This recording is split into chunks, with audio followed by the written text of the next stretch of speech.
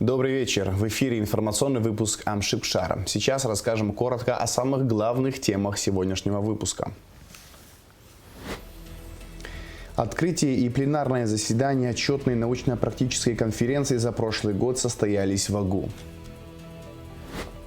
В Музее боевой славы имени Владислава Ардзинба прошел показ фильма «Опасная вакансия», посвященная проблеме употребления и распространения наркотиков. Более 1200 школьников со всей страны приняли участие в Республиканской предметной олимпиаде.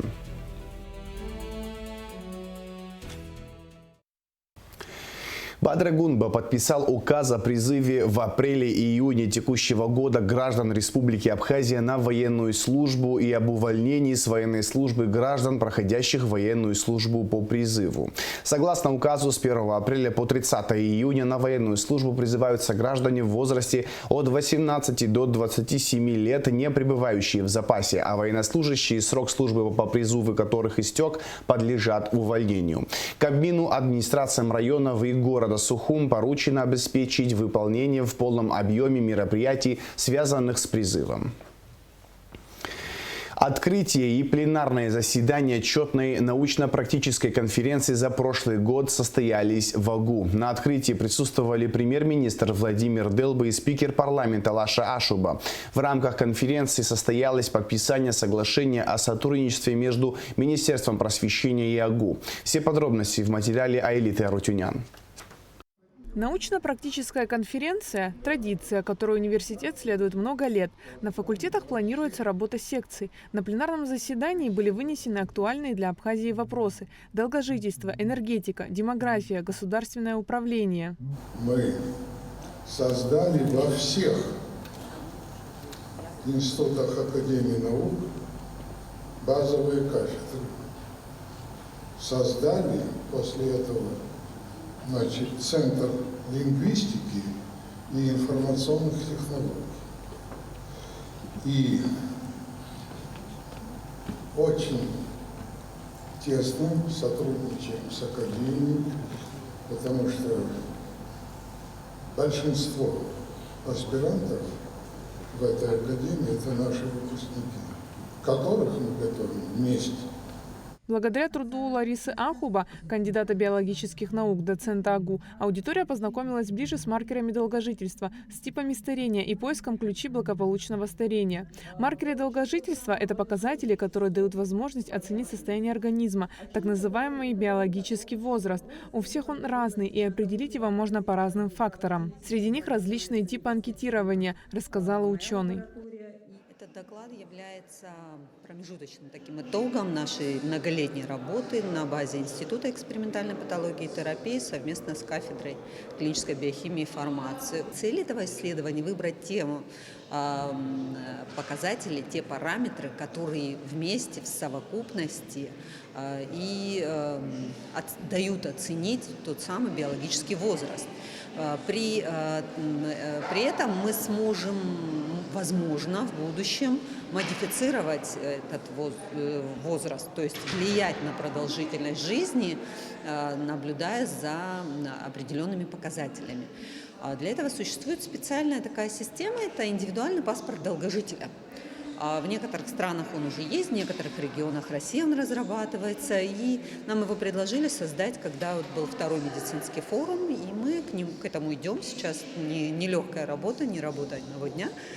На конференции рассказали о взаимодействии Абхазского государственного университета с партнерами на примере кафедры «Энергетические системы» агроинженерного факультета. Цель кафедры – подготовка высококвалифицированных кадров, способных обеспечить устойчивое развитие энергетической отрасли Абхазии. У нас хорошие контакты налажены с Северокавказской государственной академией в Черкесске. С 2024 года мы уже сделали 2 набора студентов, которые обучаются по сетевой форме обучения. 2 вуза совместно готовят специалистов, и на выходе, после окончания, наши студенты получат 2 диплома. Диплом Абхазского государственного университета и диплом Северокавказской государственной академии. А аспирант Даниил Козловский представил доклад на тему «Лингвистические и статистические маркеры идентификации текстов», созданные генеративными языковыми моделями. Он рассказал о том, что в последнее время наблюдается стремительный рост развития генеративных языковых моделей, например, ChatGPT 3.5, Llama. Многие школьники и студенты используют их для написания учебных работ. Особенно острая эта проблема, по словам Даниила Козловского, ощущается в академической и научной сфере, где их использование при подготовке научных текстов расценивается как форма мошенничества. Идентификация текстов, сгенерированных языковыми моделями, основана на обнаружении отклонений от естественных языковых закономерностей. Современные методы идентификации опираются на два фундаментальных принципа. Первый – лингвистическая неестественность. Искусственный интеллект не обладает глубинным пониманием контекста и семантики, что проявляется в структурных и содержательных ошибках.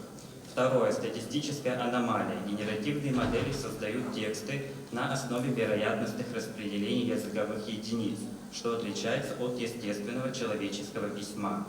В рамках отчетной научно-практической конференции Министерство просвещения и Абхазский государственный университет подписали соглашение о сотрудничестве.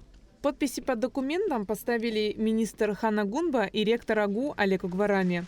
Цель – определение основных направлений и форм сотрудничества в области научно-исследовательских работ, совместных программ, проектов, обмена практическим опытом и знаниями, совершенствование нормативной правовой базы в сфере образования и повышения квалификации кадров, а также координация деятельности сторон. Конференция будет проходить по 31 марта. В ее рамках заслушают 370 научных докладов. Конференция будет проходить по 31 марта. В ее рамках заслушают 370 научных докладов. Айлита Арутюнян, Давид Хашик, Ризван Бигвава, Радак Бинжия. Абхазское телевидение. Состоялось заседание Комитета Народного собрания по бюджету, кредитным организациям, налогам и финансам под председательством Беслана Халваш. В заседании приняли участие представитель президента в парламенте Дмитрий Шамба, министр финансов Саид Губаз, министр экономики Теймураз Миквабия, министр по налогам и сборам Эдгар Бени и представители ГТК.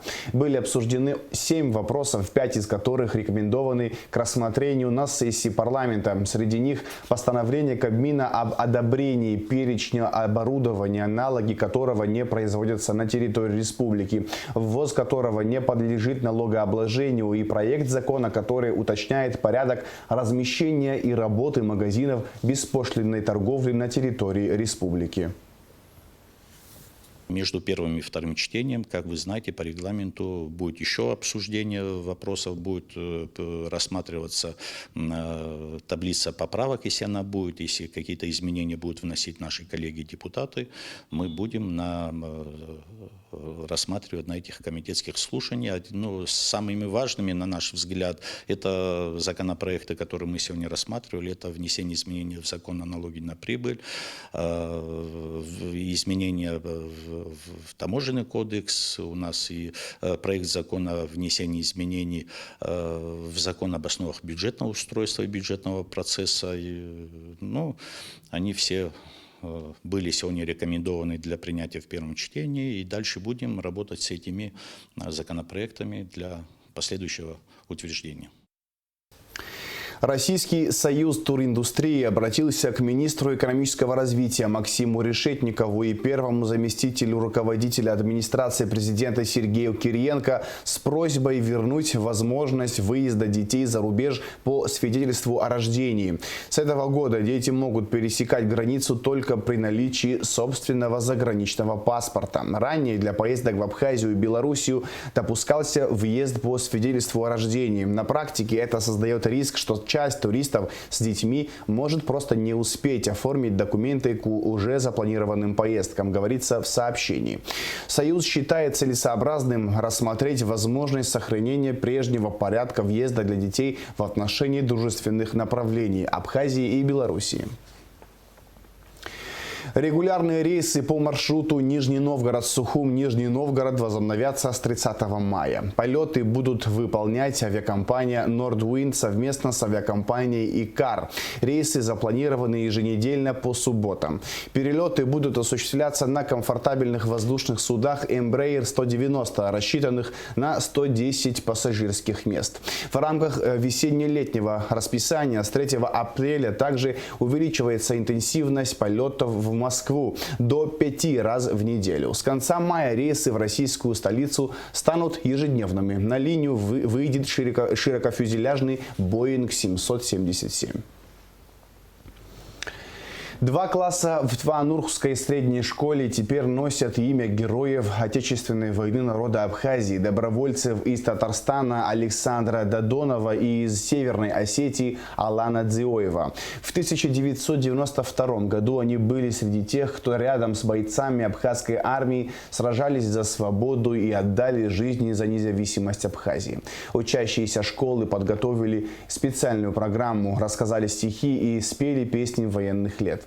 Участники мероприятия, ветераны войны, делились воспоминаниями, рассказывали о героизме бойцов, ценой жизни оставивших родину. Александр Саша Додонов не успел совершить таких множество подвигов.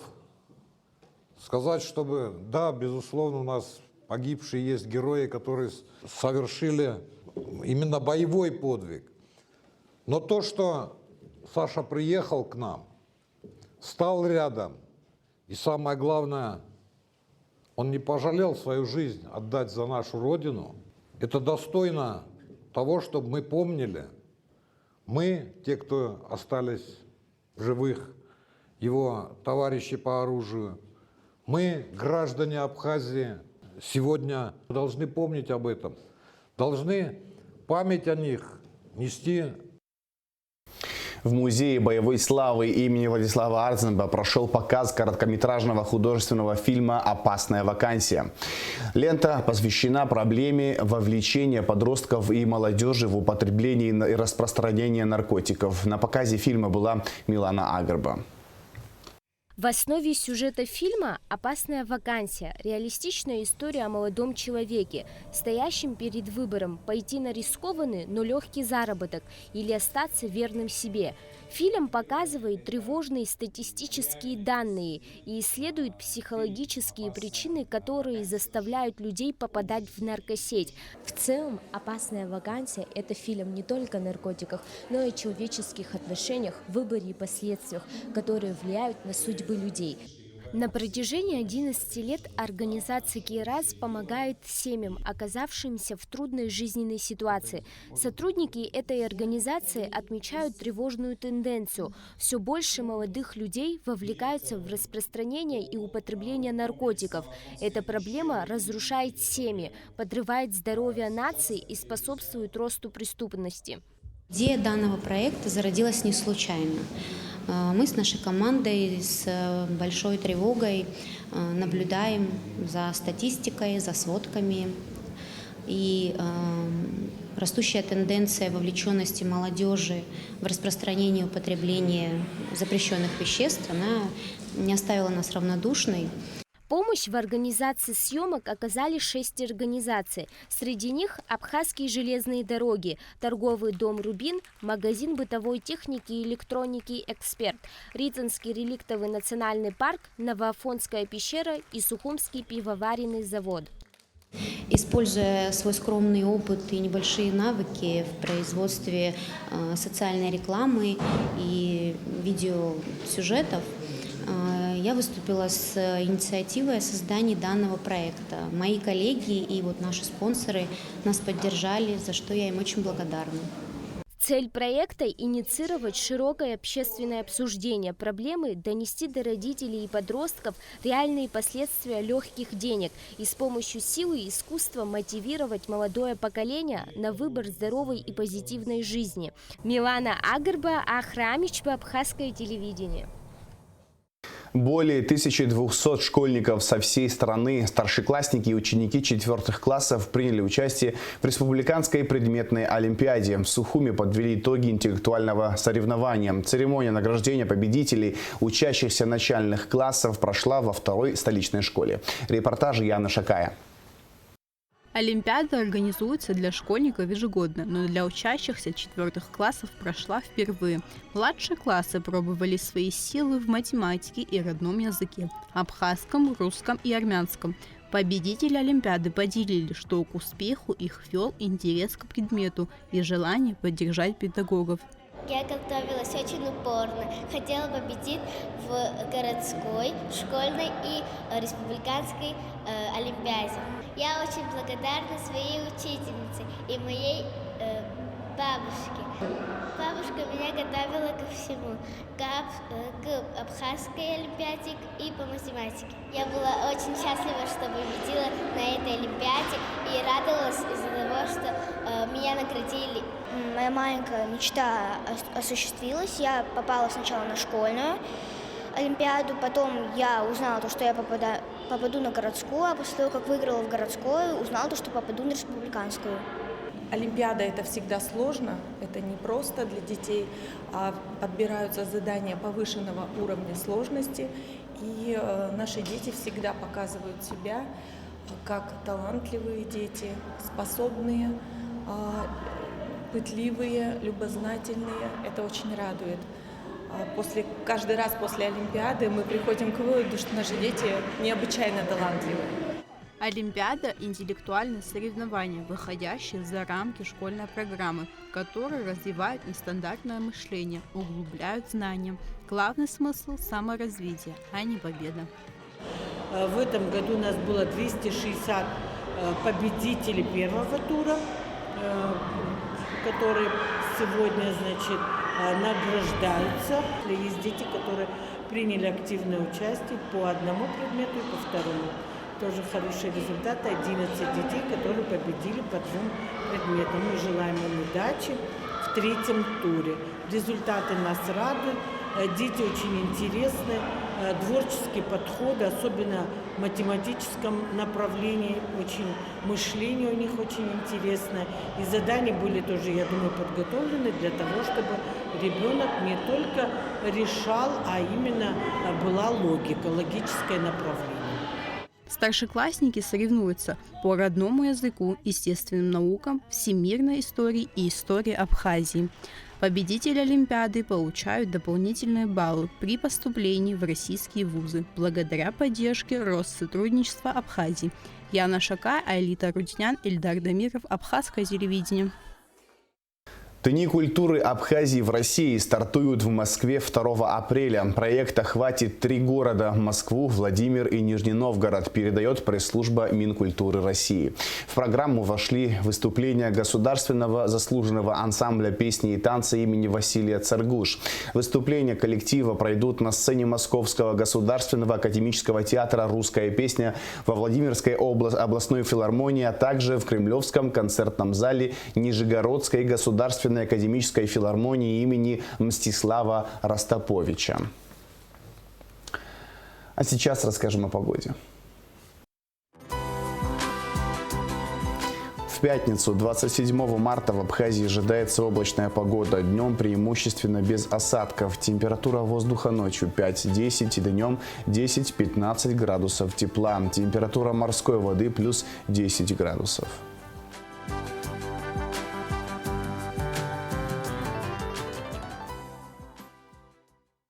На этом я с вами прощаюсь. Всего хорошего. До свидания.